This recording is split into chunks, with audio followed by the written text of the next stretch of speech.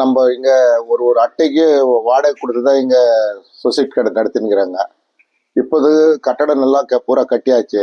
இன்னும் போன இதுலயே பொங்கலுக்கு முன்னே அந்த கட்டடத்துக்கு போற மாதிரி இந்த கடை நாங்கள் எல்லாமே கஷ்டப்பட்டோங்க.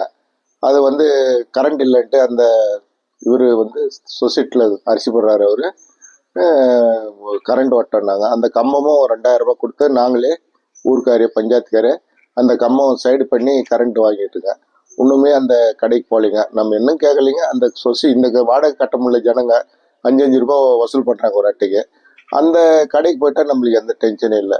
அவ்வளோதாங்க சார், வேற என்ன நாங்கள் கேட்கல. இப்போ 4-5 வருஷமா எங்களுக்கு ஒரு சொசைட்டி கடை பாதி நேர கடையாக இயங்கிட்டு இருக்குது. அதை இப்போ வாரத்துக்கு 2 நாளாக கடை நடக்குது. இவ்வளோ நாள் வரைக்கும் வாடகை கடையிலேயே காலத்தை ஓட்டிக்கிட்டு இருக்கிறோம். இவ்வளோ நாளாக கடை வந்து அடுத்த ஒரு தனியார் கட்டடத்தில் வாடகைக்கு ஒரு கடை ஓடி நிற்குது. அதுக்கு ஒவ்வொரு கார்டுக்கும் மாதம் 5 ரூபான்னுட்டு 250 கார்டு 300 கார்டு இருந்தோம்.